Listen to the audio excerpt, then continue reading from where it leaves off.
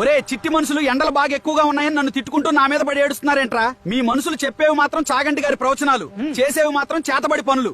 ఊరంతా తారు రోడ్లు సిమెంట్ బిల్డింగ్లు వేసుకుని ఏసీల వేడిగాలి పక్కింటోడి ముఖాన్ని కొడుతున్నారు కదరా. ఇదంతా మీరే చేసుకుని మళ్ళీ సూర్యుడా కూలవ్వంటే నేను మజ్జిగ పోస్తానారా? మీరు వదిలిన పొగతో ఆకాశానికి మూతపడిపోయి నా వేడి కిందే ఉండిపోయింది. లోపల కుక్కర్లో బంగాళదుంపల్లా మీరే ఉడికిపోతూ కింద మంట పెట్టింది నేనే అన్నట్టు మళ్ళీ నా మీద ఏడుస్తారేంట్రా?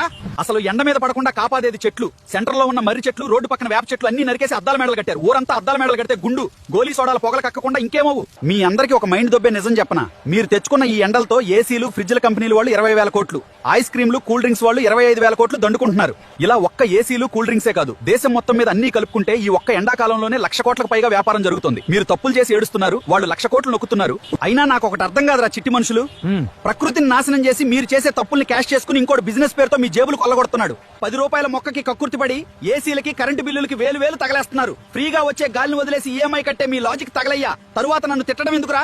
సరే మరి నాకు టైం అయింది. పక్క దేశాల వాళ్ళని కూడా ఉడకబెట్టాలి. ఆ 10 రూపాయల మొక్క నాటండి. వెళ్లే ముందు లైక్ కొట్టి షేర్ చేయండి. మన ఏఐ టాక్స్ కంటెంట్ లో దమ్ముంటేనే ఫాలో కొట్టండి.